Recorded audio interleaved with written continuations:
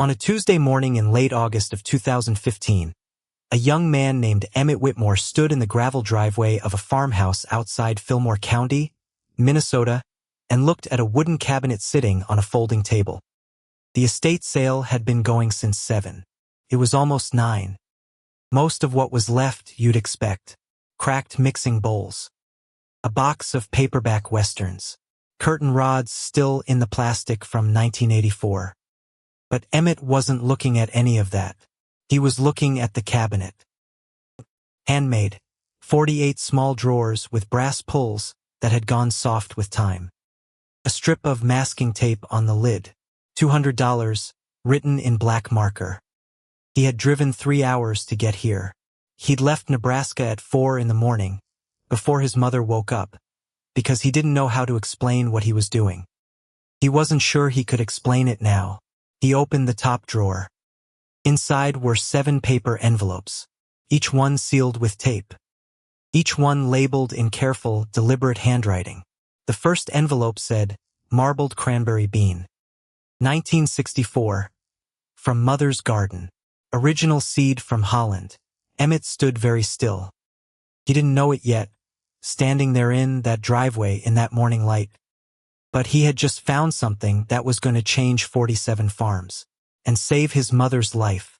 Let me tell you about Emmett Whitmore, because you need to understand him before you understand what he did with what he found, and why the people who laughed at him in the spring of 2016 stopped laughing by the fall of 2017 and started showing up at his door instead. Emmett was 26 years old that August. He'd grown up on his family's farm in York County, Nebraska. 500 acres of corn and soybeans on ground his grandfather had broken in the 1950s. His father, Peter Whitmore, had worked that ground for 31 years. Methodical, steady. The kind of farmer who bought the same seed from the same dealer, planted the same rotation, and produced yields that were slightly above the county average every single year. No surprises, no excitement, just corn. Peter died on a Thursday afternoon in September of 2006.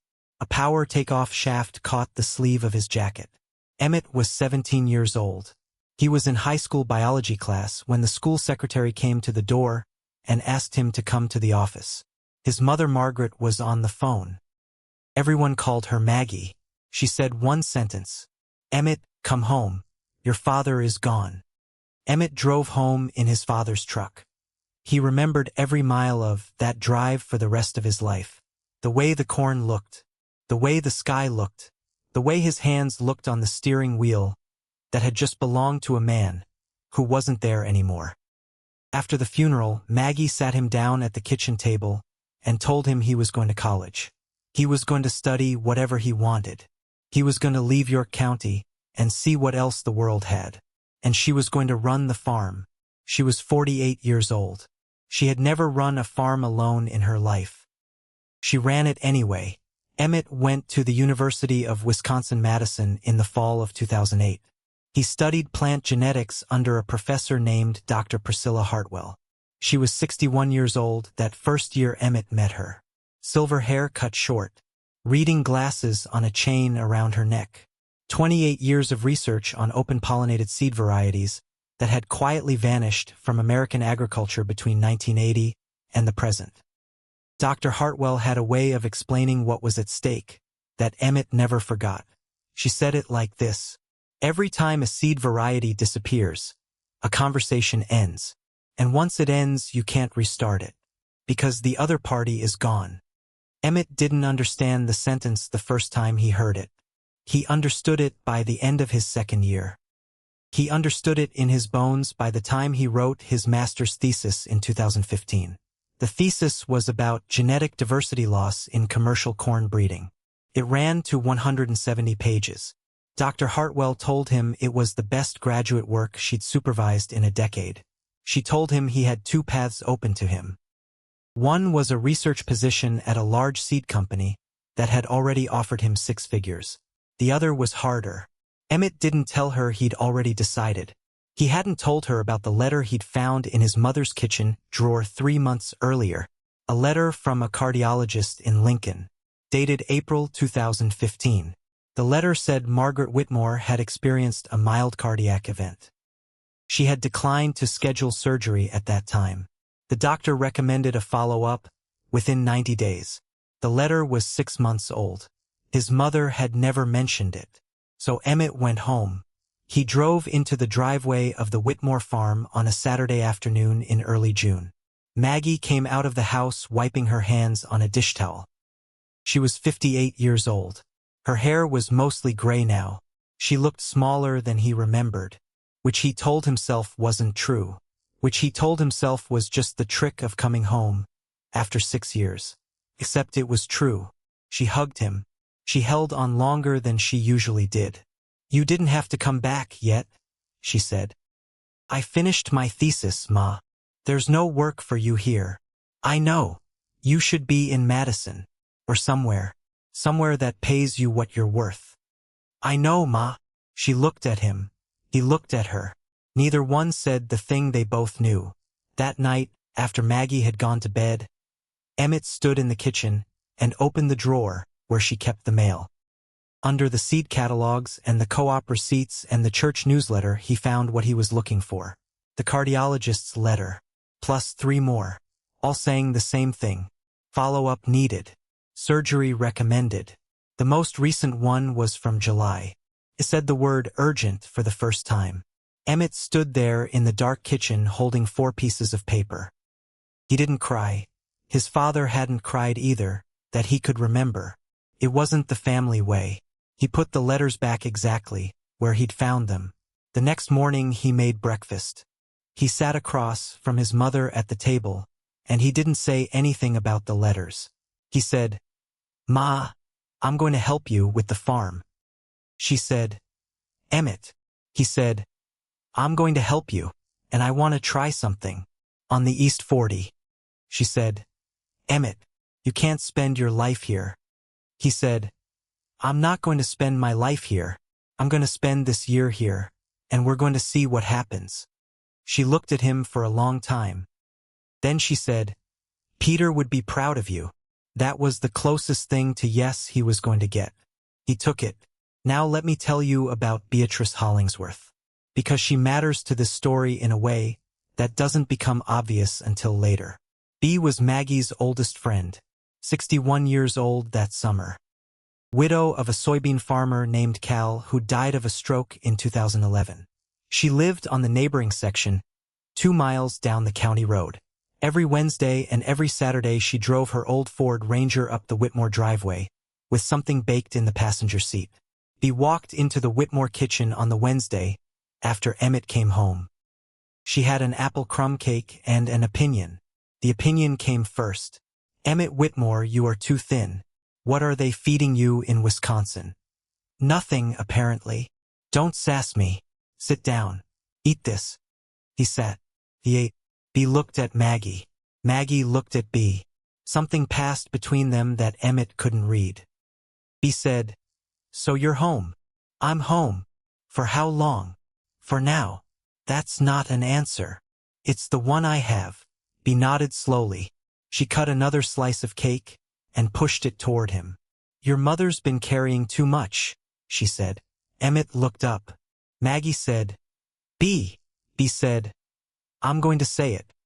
Somebody has to. She's been carrying too much. She won't tell you what the doctor said. So I'm telling you. And now she can be mad at me instead of you." Maggie put her coffee cup down very carefully. Emmett looked at his mother. His mother looked at Bea. Bea looked at both of them, with the calm of a woman who had been through worse. "I know about the letters, Ma," Emmett said. Maggie went white. "I found them in June. I've known since I came home." "Emmett, you need the surgery. You know you need it. And I'm not going anywhere until you have it." Maggie stood up. She walked to the sink. She stood with her back to both of them and looked out the window at the corn. "I didn't want you to know," she said. "I know. I didn't want you coming home because of me. I didn't come home because of you. I came home because I have work to do, and you're part of it, but not all of it." She turned around. There were tears on her face that she was pretending not to have. "What work?" she said. He said, I don't know yet. I have to find it. B, who had been eating cake and watching, said quietly, well, then we'd better find it. He didn't say any of that out loud, but he wrote it down, that night in a notebook he'd started keeping, when he came home. On the first page he'd written a single sentence. Find out what she gave up. Under it now he added a second sentence. And find out what to do with what she saved. He didn't know what that meant yet. He was about to. August in Nebraska is hot.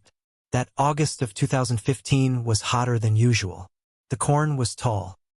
The soybeans were fine. Maggie's blood pressure was not fine. And she had finally, agreed to schedule the cardiac consultation for late September. He spent the mornings in the fields. He spent the afternoons on the internet. He joined 3 agricultural history Facebook groups. He read papers from the Organic Seed Alliance and Seed Savers Exchange. He emailed Dr. Hartwell twice a week with questions.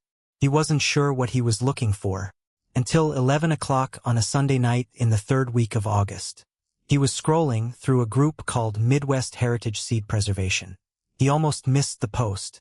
It was short. Estate sale this Tuesday. My great-aunt's property. She had a seed cabinet, about 200 labeled envelopes. Cabinet plus contents, $200 firm. Fillmore County, Minnesota. The post was signed Eleanor Van Der Berg Callahan. Emmett read it 3 times. Then he read it 4 more times. Then he stood up from the kitchen table so fast his chair fell over. Because 200 labeled envelopes was not a seed collection. 200 labeled envelopes was a library. He drove 3 hours in the dark. He got to Fillmore County at 7:53 in the morning. The farmhouse was set back from the county road at the end of a long gravel driveway. White clapboard, green trim, a red barn behind it that was leaning slightly to the north. 2 big oak trees in the front yard that must have been 100 years old. Somebody had loved this place for a very long time. A woman was standing behind the folding table. Early 40s, dark hair pulled back, kind eyes, tired eyes, the kind of tired that comes from grief that hasn't finished yet. Morning, she said. Morning. I saw your post. About the cabinet. She looked at him for a second. Something passed across her face. You drove up here for the cabinet. Yes, ma'am. From where? York County, Nebraska. She set her coffee down. You drove 3 hours for a $200 seed cabinet. Yes, ma'am. She kept looking at him. Then she said, come with me. The cabinet was inside the barn on a workbench under a bare light bulb. 48 drawers. Someone had built it by hand a long time ago, and someone had really used it for decades. You could tell by the way the wood had darkened around the pulls, where fingers had touched them thousands of times. Emmett walked over to it slowly. He opened the top drawer. He read every envelope in every drawer. Took 41 minutes. The woman stood in the doorway of the barn, with her coffee cup, and she didn't say a word the whole time. When he finished, Emmett closed the last drawer very carefully. He turned around. He said, who was she? The woman's eyes filled up. She said, my great-aunt, Eleanor Van Der Berg. She died 3 weeks ago. She was 84. Did she farm this place her whole life? 53 years. Since 1962. Was she trained? The woman blinked. What do you mean, trained?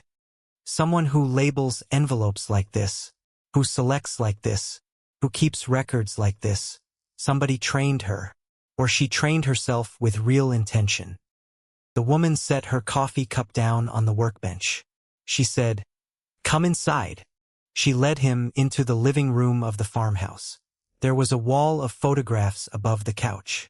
She pointed to one of them, a young woman in her early 20s, standing on a stone staircase, wearing a graduation gown, holding a rolled diploma, smiling the way a person smiles when they have just accomplished something they weren't sure they could. Under the photograph, in small letters, Eleanor Van Der Berg, Master of Science, Biology, Cornell University, May 1953. Emmett looked at the photograph for a long time. He said, Cornell. The woman said, Cornell. Master's in biology. She was going to do her doctorate that fall. She had a fellowship. What happened? The woman was quiet for a moment. Then she said, in August of 1953, my great-grandmother had a stroke. My Aunt Eleanor was the only child. There was no one else. She came home to Fillmore County to take care of her mother. Her mother lived another 19 years. Aunt Eleanor never went back to Cornell. Emmett didn't say anything. The woman went on. She married a man named Eleanor Van Der Berg in 1958. He was a farmer.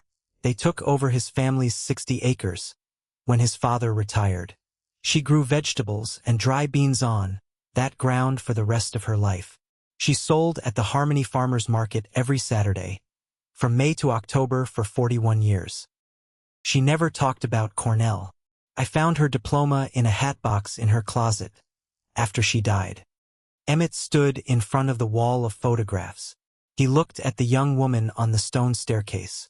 He said, she kept doing science, though, didn't she? The woman nodded. She said, she just did it in a barn instead of a laboratory. And she didn't publish. She published, Emmett said. She published in Seeds. The woman started crying. My name is Lorraine, she said. Lorraine Van Der Berg Callahan. Emmett Whitmore. Emmett, I'm going to give you something else. She left the room. He heard her going up the stairs. She came back down carrying 3 notebooks. Cloth-bound, old. She set them on the coffee table. These are her journals. From 1962 to 2010, 48 years. I've had them in my car for 3 weeks. I didn't know what to do with them. Take them, and if you have time, read them, and tell me what she was doing, because I don't know, and I'd like to. Emmett was quiet for a long moment. Then he said, yes, ma'am, I'll read them. He paid $200 for the cabinet. Lorraine didn't offer a discount, and he didn't ask for one. Felt disrespectful to bargain. They set the cabinet carefully in the passenger seat of his truck and buckled the seatbelt around it, which struck them both as absurd at the same moment and made them both laugh, which was the first time either of them had laughed all morning. Before he got in the truck, Lorraine hugged him. He was not expecting to be hugged. He hugged her back. He drove 3 hours back to Nebraska with a wooden cabinet in the passenger seat and 3 journals on the floorboard and a feeling in his chest he did not have a name for yet. He pulled into the driveway at 6:40 in the evening. Maggie was on the porch. She stood up when she saw the truck. She came down the steps. She looked at the cabinet. She said, what? He said, I'll tell you inside. He carried the cabinet into the kitchen. He set it on the table. He opened the top drawer. He took out the envelope that said marbled cranberry bean. 1964. From Mother's Garden. Original seed from Holland. He handed it to his mother. She read it. She read it again. She said, who wrote this? He said, her name was Eleanor Van Der Berg. She was 84 years old when she died last month. She saved seeds in this cabinet for 53 years. She had a master's degree from Cornell. She was going to be a scientist. Then her mother had a stroke, and she came home to take care of her.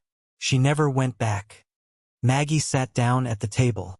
She held the envelope in both hands. She stood up abruptly and walked out of the kitchen. He heard the bedroom door close. Emmett stood in the kitchen for a long time. He didn't follow her. He understood, without being told, that his mother was crying for a woman she had never met, and also for herself. He sat down at the kitchen table. He picked up the first journal. He opened it to the first page. The first entry was dated August 15, 1962. Today is the day I would have been receiving my doctorate. Instead, I am putting up green beans. My mother needs help with the jars. Her right hand doesn't work anymore. She apologized to me tonight for the 3rd time this week. I told her to stop. There is no version of my life where I would have left her here alone. She raised me on this ground. She earned my staying. I made a decision today. I am going to keep doing science. I just have to do it differently. I am going to select seed. I am going to keep records. I am going to build something that lasts. Nobody will publish it. Nobody will read it. But it will be real. And it will matter. I have to believe that. Emmett read the entry 3 times. He closed the journal. He walked down the hallway. He knocked on his mother's bedroom door. She opened it. Her eyes were red. He said, "Ma, I want to read you something." She came out to the kitchen. She sat down at the table across from the cabinet. He read her the first journal entry. He read it slowly. When he finished, his mother was crying again. But she wasn't hiding it this time. She said, "She sounds like somebody I know." He said, "I know." She said, "Read me another one." They sat at the kitchen table until almost midnight. When he finally closed the journal, she reached across the table and took his hand. She said, "Emmett, take the East 40. Take 4 acres. Plant whatever you want." He said, "Ma, that's a lot." She said, "It's a start." Maggie had her cardiac consultation in the middle of September. The cardiologist scheduled her surgery for the 2nd week of October. Emmett drove her to Lincoln. She signed the paperwork with a hand that shook slightly. When they pulled into the driveway, she said, "Emmett, promise me one thing. If I don't make it through the surgery, you go back to Madison. You don't stay here out of guilt." He said, "You're going to make it through the surgery." She said, "Promise me." He said, "I promise, but you're going to make it." Maggie's surgery was on a Tuesday morning in October. It lasted 5 hours. Emmett sat in the waiting room with B. Hollingsworth for all 5 of them. B. knitted. Emmett read Eleanor Van Der Berg's second journal. When the surgeon came out at 2:40 in the afternoon, he was smiling. He said Maggie was going to be fine.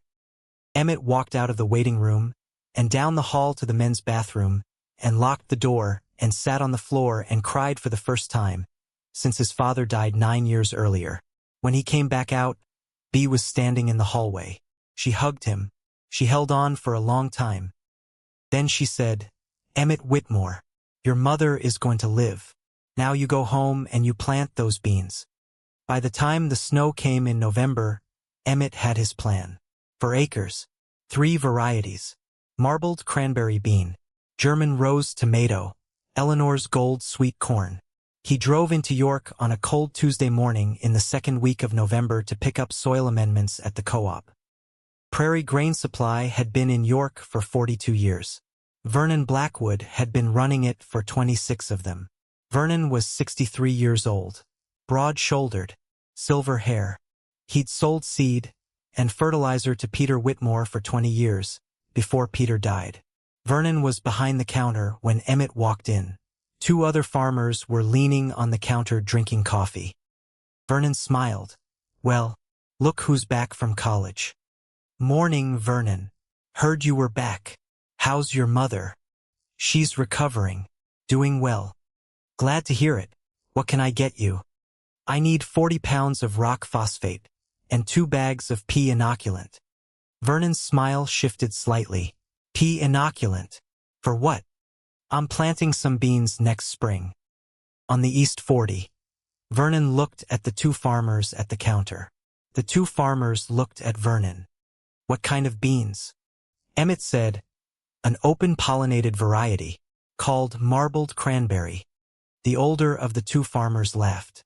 Vernon didn't laugh, but he smiled again, the kind of smile a man gives when he's about to say something he thinks is helpful and isn't. "Emmett, son, where'd you get that idea?" "A woman in Minnesota. She was saving seed for 53 years. "A woman in Minnesota?" "Yes, sir." "Emmett, I've been in this business a long time. Farmers in this county moved past open-pollinated varieties for a reason.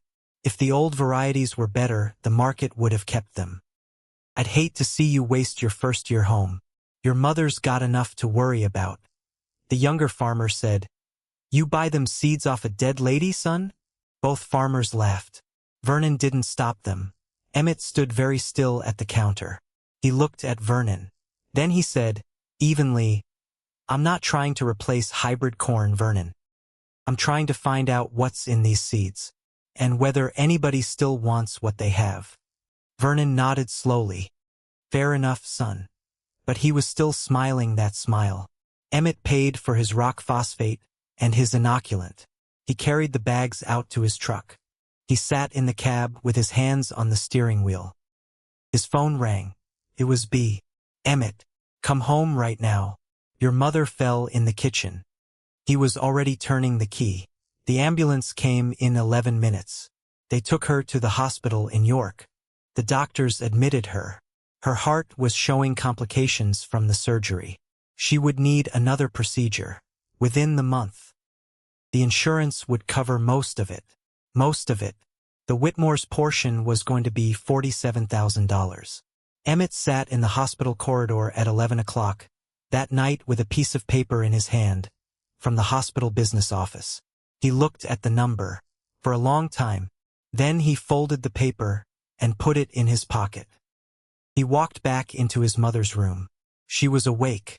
She was tired. She looked very small in the hospital bed. She said, Emmett, come here. He sat down on the edge of the bed. She said, you take the East 40. Take 4 acres. But you listen to me now. If this doesn't work, if you don't have results by fall, you go back to Madison. You promise me.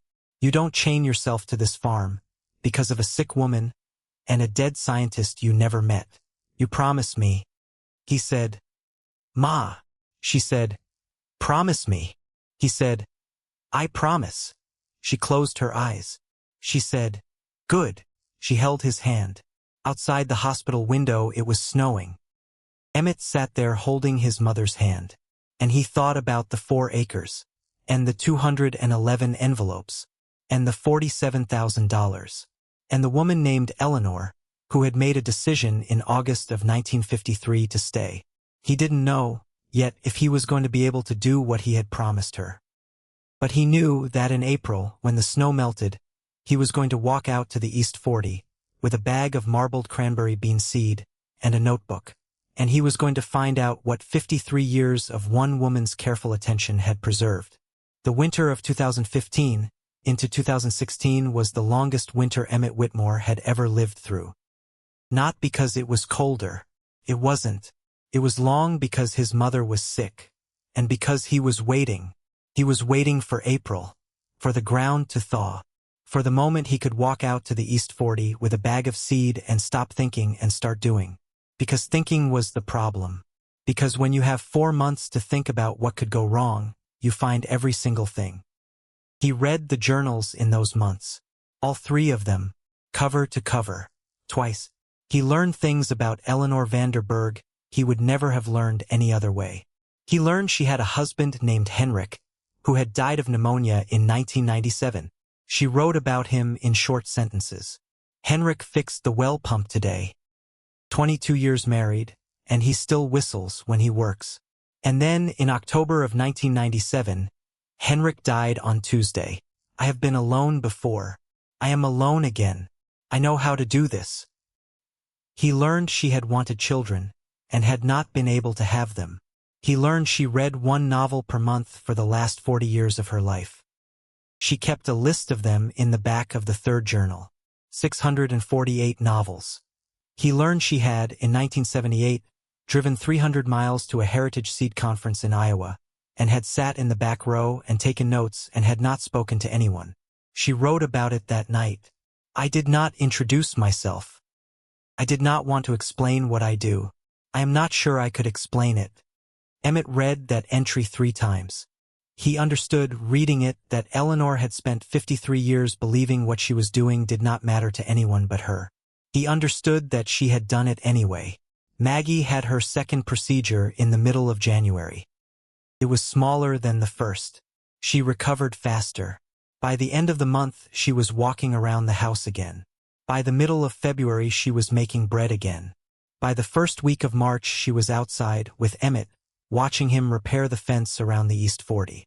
She sat on an overturned bucket. She wore her heavy coat and Peter's old wool hat.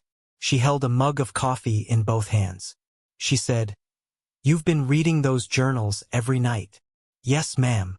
"What have you learned?" He kept working on the fence. He thought about the question. I've learned she was lonely.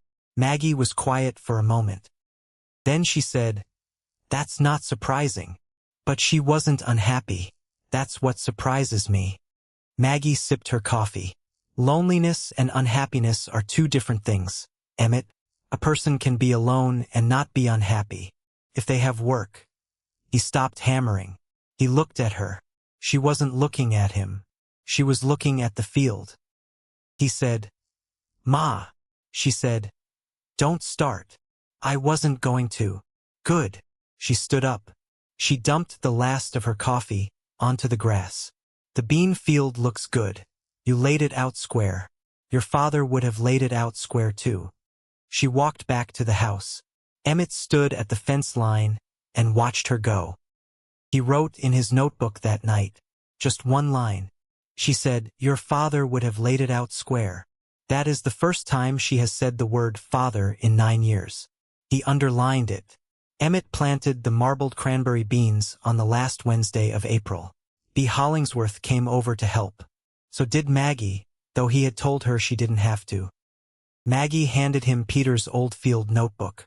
"You're going to want to write down the planting date. This one was your father's. You should use it." He took it. He wrote on the first blank page. April 27, 2016. Marbled cranberry bean. 2 acres. East 40, South Block. He set the notebook down on the tailgate next to his mother. "Thank you, Ma." "Don't thank me. Just don't lose it." The beans came up in 5 days. Every one of them. Emmett walked out to the field on the 6th morning after planting. It was just after sunrise. Straight lines of small green shoots pushing up through the soil. Uniform. Even. Perfect. He stood at the edge of the field for a long time. He said out loud to nobody, "Well, Miss Eleanor, you weren't kidding." Then he walked back to the house and told his mother. She was at the kitchen table drinking coffee. "They're up. Everyone. 100%. She set her coffee down. "Emmett, that doesn't happen." "It happened." She stood up. She walked to the window. She looked out toward the East 40 even, though she couldn't see it from there. That woman knew what she was doing. Yes, she did. She kept looking out the window. Emmett watched his mother's back. He watched her stand there for a full minute in silence looking at nothing. Then she said, without turning around, "Get me my coat. I want to see them." By the middle of August, Emmett was pulling the first ears of Eleanor's gold sweet corn out of the field. He shucked one at the kitchen table. Maggie and Bee were both there. He handed the ear to his mother. She looked at it. "Boil me a pot of water." He boiled it. For minutes. Plate. Knife. She cut off one kernel. Put it in her mouth. Chewed slowly. Stopped chewing. She looked at Bee. "Beatrice, come here." Maggie cut off another kernel. Bee put it in her mouth. Bee's eyes got wide. "Maggie. I know. Maggie. This is not sweet corn." "Yes, it is." "No. This is what sweet corn was supposed to taste like when we were little girls, before they changed it." Emmett was standing at the sink watching them. He said quietly, "Emmett Whitmore, what have you done?" "I planted her seeds, Bee. That's all I did." "That is not all you did." Then she said, "How much of this do you have?" "I have 4 bushels off the first planting. I'll have another 6 off the second." He said, "You get in my truck right now. We're going to the farmer's market on Saturday, and you are going to sell every single ear." By Saturday morning at 7 a.m., Emmett was setting up folding tables under BEA's booth canopy at the York Farmers Market. He had brought 50 ears of sweet corn, 20 pounds of German rose tomatoes, and a small basket of marbled cranberry beans that he'd threshed by hand from an early row. B had brought a hand-lettered sign that said Whitmore Farm Heirloom Corn, as it used to taste. Emmett said, "B, that sign is embarrassing. That sign is going to sell every ear you have in 40 minutes." She was wrong. It sold every ear in 28. By 9:15, Emmett had nothing left except the small basket of marbled cranberry beans. A woman walked up to the booth. She was in her 50s. Trim. Composed. Are those what I think they are? That depends on what you think they are. Marbled cranberry. Yes, ma'am. Where? I grew them. From where? A woman in Minnesota. Her family had been selecting them since the 1960s. The woman closed her eyes for a moment. My name is Delphine Marceau. I'm a specialty food broker in Lincoln. I supply restaurants and natural food retailers across 4 states. I have been looking for a marbled cranberry bean, with proper color and pattern for 15 years. Do you have more of these? I have 2 acres in production. How many pounds do you expect to harvest? Somewhere between 300 and 400. I will take every pound you produce this year. $3.60 per pound. I will sign a contract with you today. Emmett stared at her. Do you have a pen and paper? He handed her his notebook. She wrote her information. She took the basket of beans off the table. She set $200 in cash next to it. Consider this a deposit. I'll be in touch Monday. She walked away. Emmett was holding $200. He had come to the market to sell sweet corn. He walked back over. She looked at Emmett. She looked at the money. Emmett Whitmore. What just happened? I think we just got a contract. For how much? $3.60 a pound. For everything I harvest. She did the math out loud. That's over $1,000 an acre. Yes. Corn's paying $2.40 an acre this year. I know. She started laughing. The way a person laughs, when something they didn't dare hope for turns out to be true. Your mother is going to lose her mind. Yes, she is. He drove home that afternoon with an empty truck bed and an envelope of cash. Maggie was on the porch when he pulled in. He handed her the envelope. He explained. Maggie sat down on the porch swing. She stood up. She walked into the house. He heard the bedroom door close. 10 minutes went by. He walked into the house. He walked down the hallway. He knocked. Ma, give me a minute. Another 5 minutes. Then she opened the door. Her eyes were red. She'd washed her face. Come sit down. They went back to the kitchen. She sat down at the table across from him. She put the envelope between them.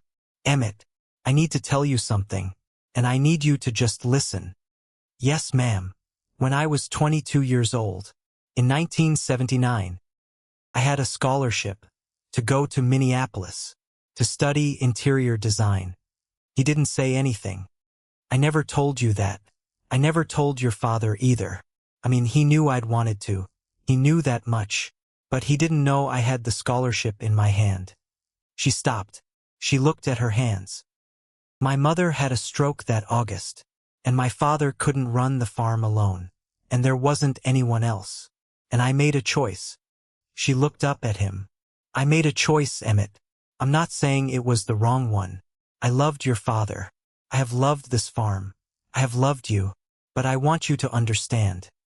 When I read Eleanor Van Der Berg's journal that first night, when you read me those entries in this kitchen, I understood her, because I have been her for 37 years.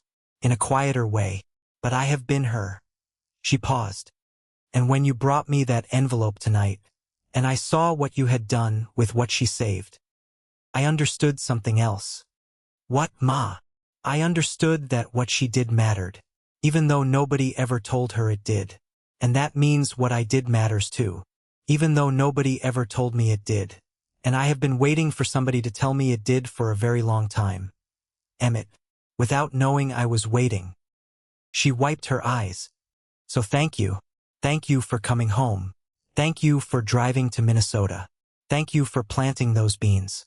Thank you for making me sit at this table tonight and understand what my life has been. Emmett couldn't speak for a moment. Then he said, Ma, I love you. I know you do. She put her hand over his hand on the table. Now go call that broker in Lincoln and tell her yes. 2 weeks later, Lorraine Van Der Berg Callahan drove down from Minnesota. She brought a cardboard file box. She set it on the kitchen table. I found these in Aunt Eleanor's closet. In the back, behind her coats. Emmett opened the box. Inside were 47 letters, tied with a piece of blue ribbon. The handwriting on the top envelope was masculine. The postmark was 1958. The return address was Ithaca, New York. Lorraine said, "I haven't read them. I thought maybe we should read them together." Maggie set down the coffee pot. "You three go in the living room. I'll bring tea." Emmett untied the ribbon. He took the top letter out. He opened it carefully. He read it out loud. "Dear Eleanor, it has been 3 years since you left Ithaca. I have thought about writing to you every week of those 3 years. Every week I have found a reason not to. I am writing today because I am getting married in the spring. Her name is Catherine. She is a good woman. She is not you. I wanted you to know, not because I owe you the information, because I promised you, the last night we talked, that I would tell you, if I ever loved anyone else. I am keeping that promise. Yours always, Charles." Emmett stopped reading. Lorraine had put her hand over her mouth. Maggie was looking at the floor. He read letter after letter. Charles had written to Eleanor every 2 or 3 years for the rest of his life. He had married a woman named Catherine. She had died in childbirth. He had raised his daughter alone. He had remarried. He had become a professor of botany at Cornell. He had retired. He had had grandchildren. The last letter was dated 2007. Charles had died a year after writing it. "Dear Eleanor, I am 79 years old. I do not think I will write to you many more times. I wanted to tell you one thing before I stop. I have had a good life. My work has been meaningful. I regret nothing, but I have thought of you every year of my life since 1953. Not with sorrow, with gratitude, because loving you taught me what it was to love someone properly. And I loved everyone I have loved since you because I first learned how with you. I hope you have had a good life too. Yours always, Charles." Emmett stopped reading. Nobody spoke. Finally, Lorraine said, "She never wrote him back." Maggie said, "Yes, she did." Everyone looked at her. "She wrote him back every year, just not on paper. Every seed she saved, every envelope she labeled. That was a letter to him." Emmett looked at his mother. That's what women like her did back then. Back when they couldn't say what they meant. They said it in what they did. Eleanor said, "I chose to stay, and I made staying worth something." And that was her letter back to him. Every year, for 54 years. She looked at Emmett. "Do you understand?" "Yes, Ma. I understand her. And I understand you." Maggie nodded. She stood up. She walked out to the porch. The marbled cranberry beans yielded 412 pounds off less than half an acre. Delphine Marceau paid the contract price. Maggie looked at the deposit slip. "That is not what corn has ever done." "I know, Ma. How much of that ground do you want next year?" 12 acres. Take 15, she said. "And I want you to talk to Silas Redmond." "Ma." "Silas has been struggling. 300 acres and 2 mortgages, and a daughter starting college in 18 months. I'll call him tonight and ask him to come over for dinner." She did. Silas Redmond came over on Friday night. He was 49 years old. Broad shoulders, gray at the temples, calloused hands. He sat at the kitchen table and let Maggie feed him pot roast and cornbread while Emmett laid out his data. Silas listened for an hour and a half. He asked 22 specific questions. Finally he said, "How much seed you got?" "Enough for 15 acres my ground, and 20 acres yours. If you want it, you'll front me the seed. I'll front you the seed. We split the profit 50-50 at harvest." Silas set down his fork. "Emmett, why would you do that?" "Because I trust these beans. And I want another farm growing them so we can prove this isn't a fluke." Silas was quiet for a long moment. Then he said, "I'll do it." He held out his hand across the table. Emmett shook it. Word got around. It got around the way word gets around in small places. By Christmas, for other farmers had asked Emmett about the beans. Vernon Blackwood had heard about it too. He didn't say anything at the co-op counter for a while. Then, in the second week of January 2017, Silas went into Prairie Grain Supply to buy inoculant for his 20 acres. Vernon rang him up. Vernon asked him what the inoculant was for. Silas told him. Vernon didn't say anything at first. Then he said, "Silas, you sure about this? You've got 2 mortgages already. It's my job to look out for my customers." Silas said, "Then look out for me by ringing up my inoculant." Vernon rang it up. But that afternoon, Vernon Blackwood made 2 phone calls. One to the manager of the York State Bank, where Silas held his operating loan. One to the manager of the equipment finance company that held Silas's second mortgage. He told both of them that Silas Redmond was making an unusual investment on speculative crops. He didn't use the word reckless. He didn't have to. The bank called Silas on a Wednesday morning in February and told him they were reducing his operating line by 40%. Silas called Emmett that night at 11 o'clock. "Emmett, the bank cut my operating line. I can't do the 20 acres. I'm sorry. I'm so sorry, Emmett." Emmett was quiet for a long moment. "Silas, what did the bank say?" "They said my risk profile changed. That's all they said." "Nothing changed about your risk profile in the last 2 weeks." "I know. Somebody called them." "Yeah." Neither of them said Vernon Blackwood's name. Neither of them had to. "Silas, what do you need to do the beans?" "Emmett, I can't ask you to." "Silas, what do you need?" Silas was quiet. $6,000. For inoculant, fertilizer, and the first cultivation pass. "I'll bring it to you tomorrow." "Emmett." "Silas, listen to me. This isn't charity. This is investment. You grow those beans on your ground. I'll take the $6,000 out of your half of the harvest. If it doesn't work, you owe me nothing."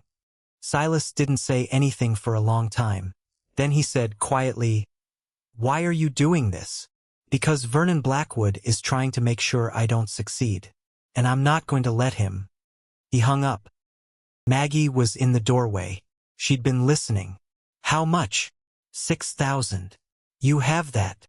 "I've got most of it. I'll have to touch the emergency account." Maggie walked to the phone. She picked up the receiver. "Give me Beatrice's number." Bea was there in 15 minutes. Maggie explained. Bea took out her checkbook and wrote Emmett a check for $3,000. "This is an investment, not a loan. If it works, you pay me back with interest. If it doesn't, you don't." The next morning, Emmett drove to Silas Redmond's farm with $6,000 in cash and a signed handshake agreement in his coat pocket. They planted in the last week of April. The rains came in May. By the first week of June, the beans were setting flowers. By the second week of June, the rains stopped. The rains did not come back. The National Weather Service declared severe drought conditions for York County by the end of June. By the third week of July, extreme drought. The corn across the county was burning up in the fields. Emmett walked his bean field every morning at sunrise. The plants looked fine. He walked it again every evening at dusk. The plants still looked fine. He didn't understand it. Then, on a Thursday night in late July, he sat down at the kitchen table with Eleanor's second journal and started rereading her entries from the summer of 1988. Because 1988 had been Minnesota's worst drought in a generation. He found the entry he was looking for. July 12, 1988. "The ground is dry as bone. I have not irrigated. I want to see which varieties can find water. The marbled cranberry beans are showing no stress. Their taproots are deeper than most people believe. I have pulled samples in past dry years. The roots go down 4 feet or more. This is not accident. This is the work of 40 years of selecting from plants that survived when others did not. The beans that could not find water are dead. They died decades ago. What is left is what I have kept." Emmett stopped reading. He read the entry again. He stood up. He walked out to the field. It was full dark.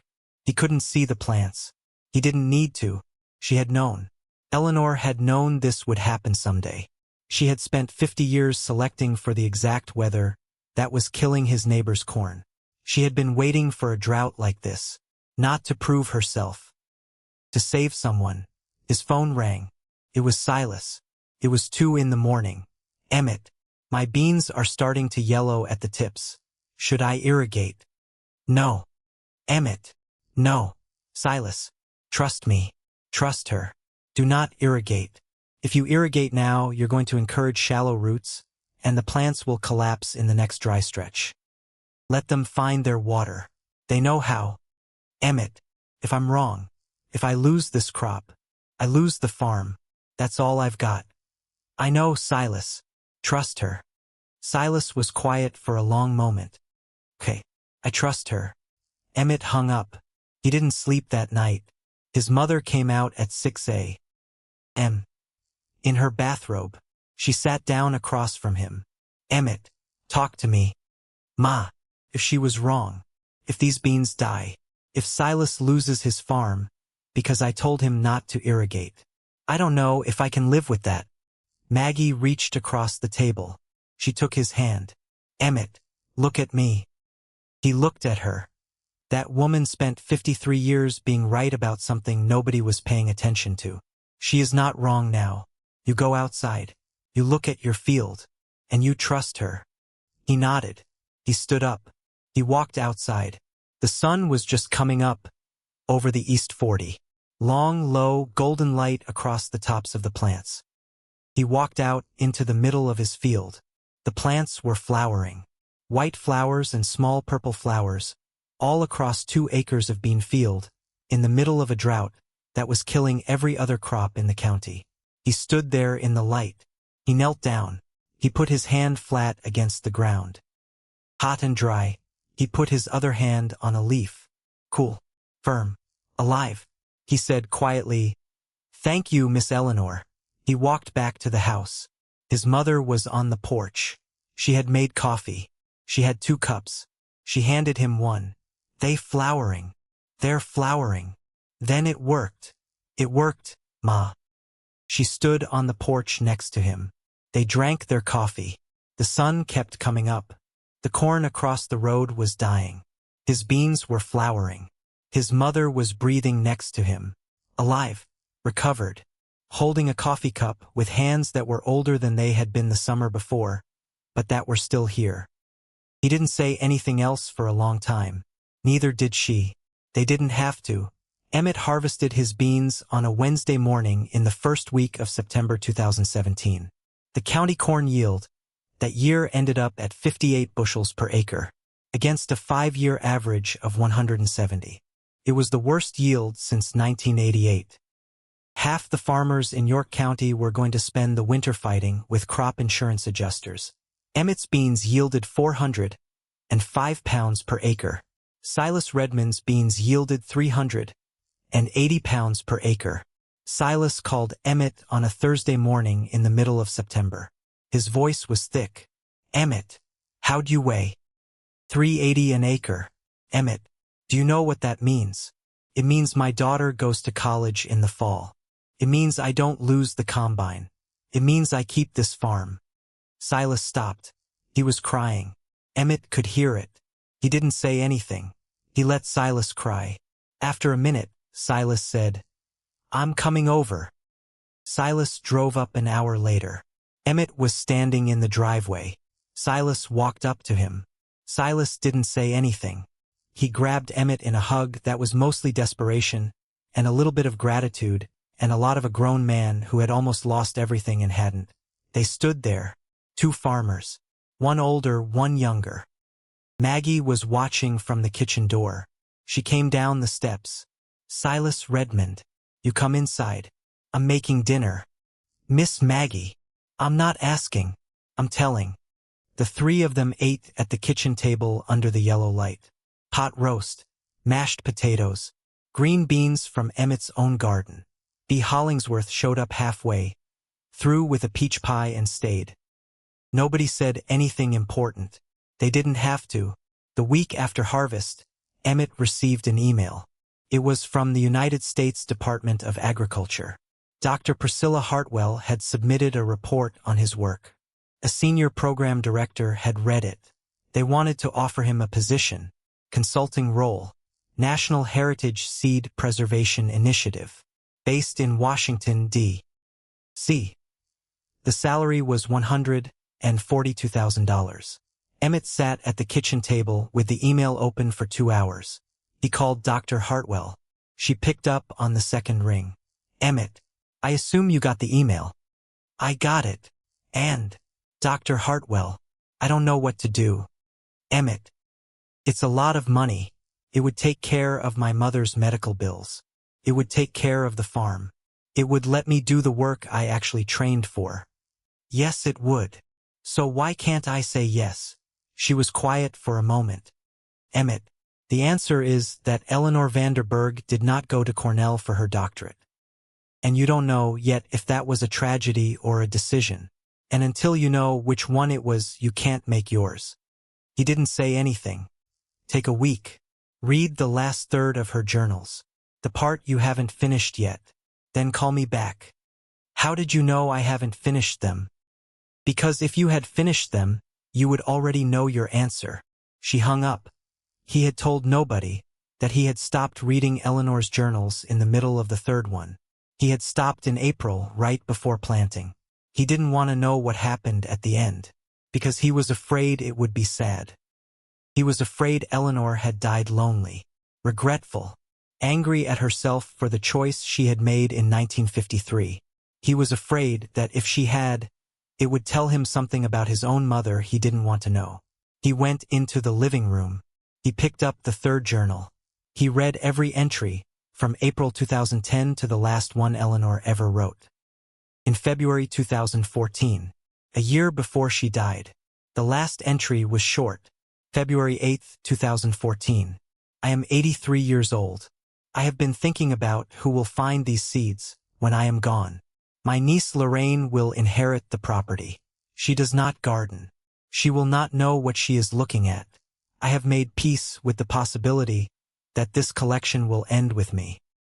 I have done what I could. If someone comes, they come. If they don't, the seeds have still lived through me. I want to write one thing down before I stop writing altogether. I did not lose my life in 1953. I found a different one. The life I would have had at Cornell would have been a good life. It was not more important than the life I had here. It was just the life I could have written down. This life could not be written down. This life had to be lived to be known. Nobody wrote papers about the fact that I fed my mother for 19 years. Nobody will write papers about the fact that I selected seed for 53 years. And that is fine, because writing was never the point. Doing was the point, and I did. Emmett closed the journal. He sat in the living room. He cried the way a man cries who has finally understood what he is looking at. He cried for Eleanor Van Der Berg, who had died believing her work might end with her. He cried for his mother, who had lived 37 years believing hers already had. He cried for himself, because he had understood, sitting in that quiet living room, with an old journal in his lap, that he was not going to Washington. He was going to stay. Maggie found him an hour later. She sat down next to him. Emmett, what did the USDA say? They offered me a job. In Washington. $142,000. She was quiet for a long moment. Then she said, Emmett, you're going to take it. No, Ma, I'm not. Emmett, I'm going to stay. I'm going to keep working with these seeds. Here. On this ground. With you. Emmett, don't do it for me. I'm not doing it for you, Ma. I'm doing it for her. For Eleanor. She spent 53 years believing what she was doing might end with her. It's not going to end with her. But it's not going to end because I went to Washington and gave a bunch of speeches about her. It's going to end because I stayed. And I did what she did. Maggie looked at him. Emmett, you are a better man than your father was. And your father was a good man. Ma, don't argue with me. I'm your mother. I get to say that. He didn't argue. She put her head on his shoulder. They sat like that for a long time. Vernon Blackwood drove out to the Whitmore farm on a Wednesday afternoon in the middle of October. Emmett was in the barn. He heard a truck. He looked out. Vernon's pickup. Emmett walked out to meet him. They met halfway across the yard. Vernon had his hands in his coat pockets. He didn't take them out. Emmett. Vernon. I got 6 farmers this week. Came into the co-op asking me about your beans. I didn't have anything to tell them. I don't carry the inputs. I don't know the agronomics. I don't know your market channels. Emmett didn't say anything. I was hoping, if you were willing, you could help me put together some information for the growers who are asking. Emmett looked at Vernon for a long moment. He thought about the phone calls Vernon had made to Silas's bank in February. He thought about Silas at 11 o'clock at night saying he was going to lose the farm. The screen door of the house opened. Maggie came out. She was wearing her coat. She had seen Vernon's truck. She walked across the yard slowly. She stopped between them. Vernon, do you remember Peter? Of course I remember Peter. Peter trusted you. For 20 years. Peter borrowed money from you on a handshake. Miss Maggie, let me finish.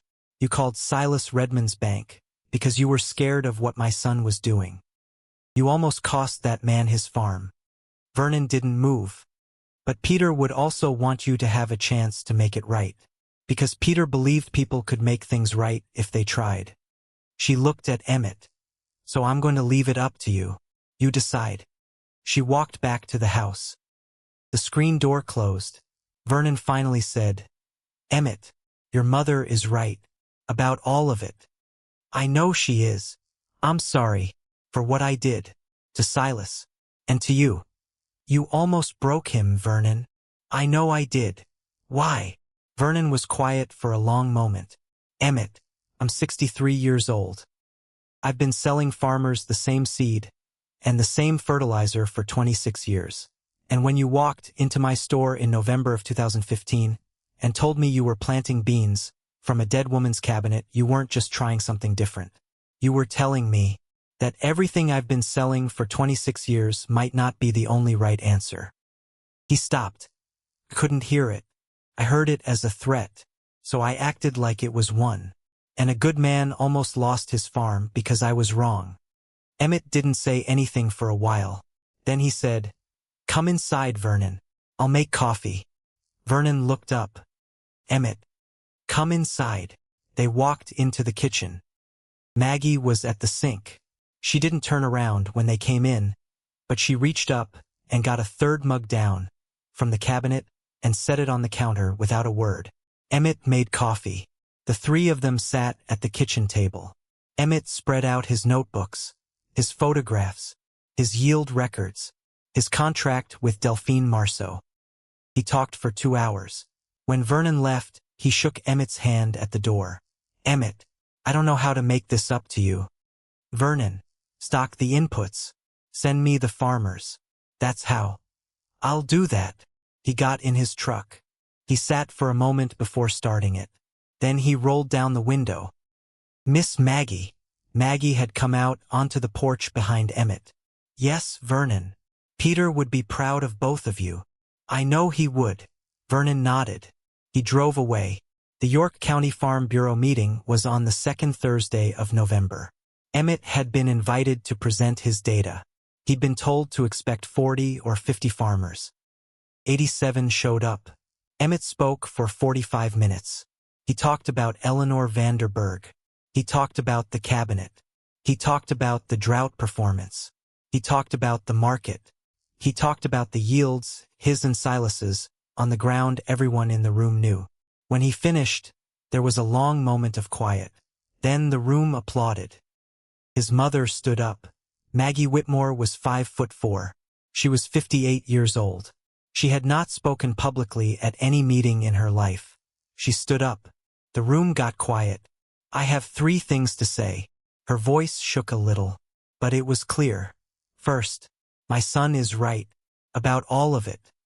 If you have questions after this meeting, you come see him. Second, I want to thank Vernon Blackwood. Vernon made a mistake this year. He came out to my farm and he apologized for it. That took a man. She stopped. Vernon in the back of the room bowed his head. Third, my son understood something in the 2 years since he came home that took me 37 years to understand. She looked at Emmett. A life that looks small from the outside can be the largest thing there is. She sat down. The room was quiet. Emmett looked at his mother. He couldn't speak for a moment. Then he said, "Thank you, Ma." He turned off his laptop. "There's a sign-up sheet at the back of the room for anyone who wants seed information for spring 2018. 51 farmers signed it. By the following spring, 47 of those farmers would plant marbled cranberry beans on their own ground. From seed Emmett had multiplied through the winter. 47 farms. That was the number. In the second week of April 2018, Emmett drove up to Fillmore County, Minnesota. His mother came with him. It was the first trip Maggie had taken outside Nebraska since Peter's funeral in 2006. She sat in the passenger seat with a small overnight bag on the floor between her feet. She looked out the window at the Iowa cornfields. She didn't say much. They arrived at Eleanor Van Der Berg Callahan's house in St. Paul in the middle of the afternoon. Lorraine met them at the door. She hugged Maggie for a long time. They drove down to Fillmore County the next morning. The cemetery was small. 2 acres of gravestones surrounded by a low stone wall and a row of maple trees. Eleanor Van Der Berg was buried next to her husband Henrik. Her stone was simple. Granite. Her name, 1931 to 2015. Below the dates, a single line. She kept what she was given. Emmett stood in front of the stone. Maggie stood next to him. Lorraine stood a few steps back. Emmett had brought a small bouquet of wildflowers. He had also brought a paper envelope. Inside the envelope were 40 marbled cranberry bean seeds from his 2017 harvest. He knelt down. "Miss Eleanor, I wanted you to know, your beans saved 47 farms this year. In Nebraska, in the drought." He paused. "I read your journals, all of them. I know you thought your work might end with you. Didn't. I'm going to keep it going." He paused. "Charles wrote to you every year for 54 years. My mother told me you wrote him back. In every seed you saved. I understand now." He paused. "Thank you for staying, for all of it." He stood up. Maggie stepped forward. She put her hand on the top of the granite stone. She didn't say anything out loud. Lorraine had stepped up next to them. "There's something else. She left it for you. I didn't tell you before because I wasn't sure.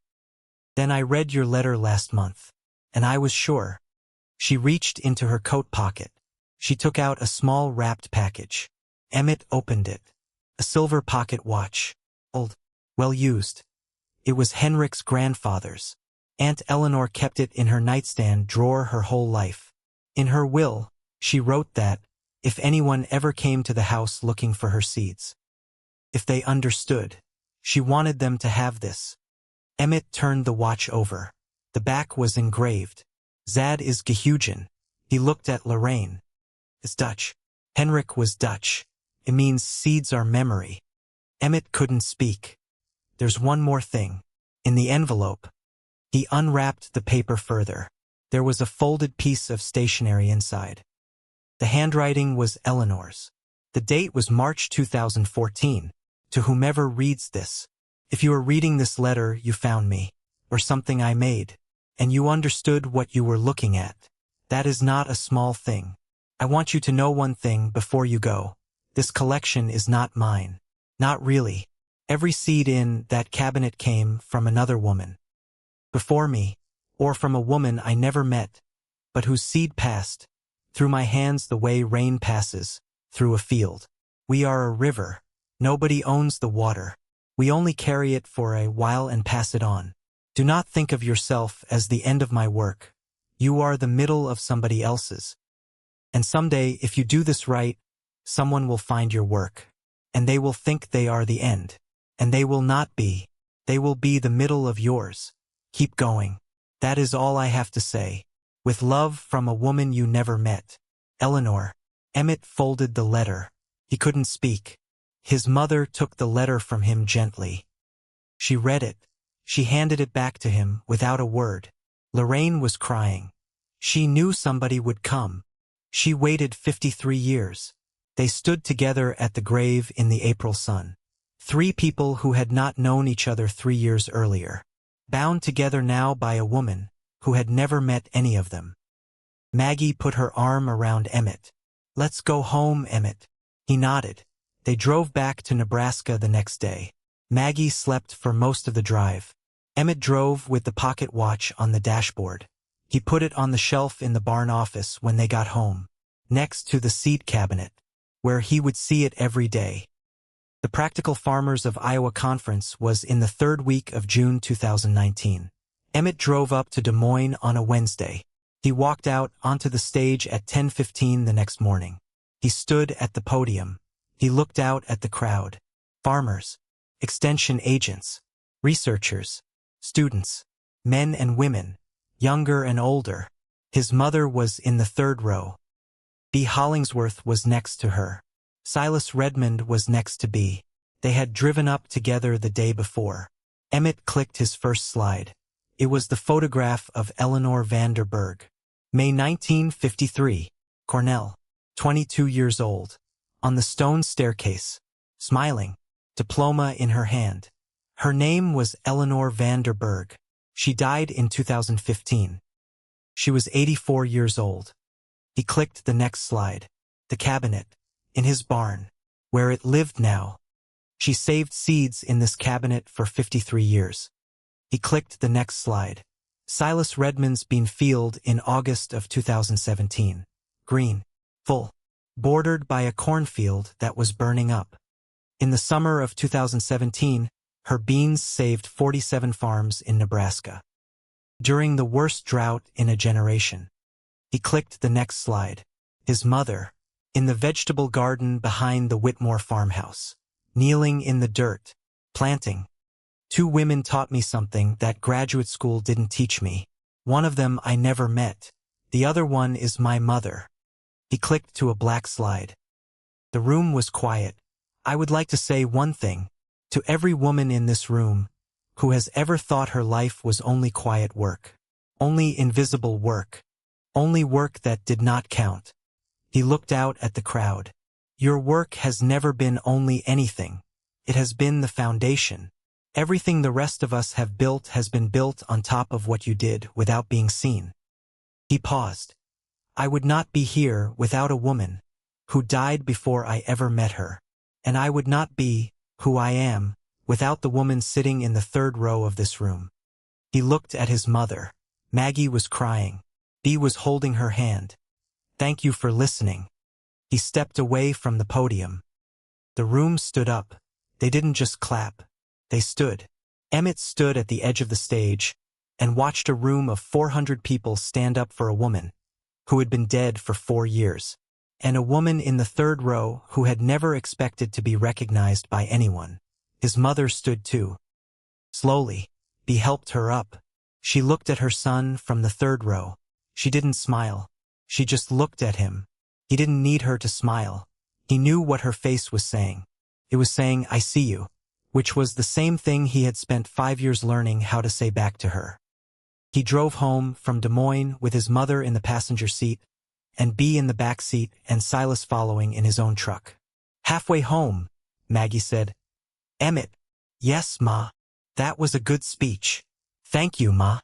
Your father would have been proud. I know he would have. She was quiet for a while. Then she said, so am I. He didn't take his eyes off the road. Thank you, Ma.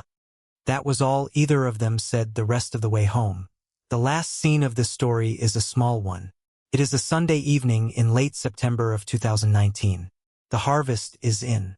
The corn is standing. The beans are threshed and bagged and waiting in the barn. Maggie Whitmore is sitting on the porch of the farmhouse. The sun is setting. The porch swing is moving gently in a small warm wind. In her lap is a new paper envelope. She has just labeled it. The label says Marbled Cranberry Bean, 2019. From Emmett's Garden. Original seed from Eleanor Van Der Berg. She is looking at the envelope. She smiles. She opens the wooden hat box on the small table next to her. She places the envelope inside, on top of the others. She has been keeping her own collection for 2 years now. 43 envelopes. She calls it her library. She closes the hatbox. She looks out at the fields. There is nobody on the porch with her. Emmett is in the barn. Bee is at her own house. The dogs are asleep by her feet. Maggie sits alone in the sunset light. She is not lonely. She is doing work that nobody sees. Work that nobody will applaud. Work that nobody will write about. She is doing it anyway, because there are some kinds of work that don't need to be seen to matter. Some kinds of work don't get paid. Some don't get applause. Some don't get written down. But the earth remembers, and the people who know how to listen always find them, fade to black,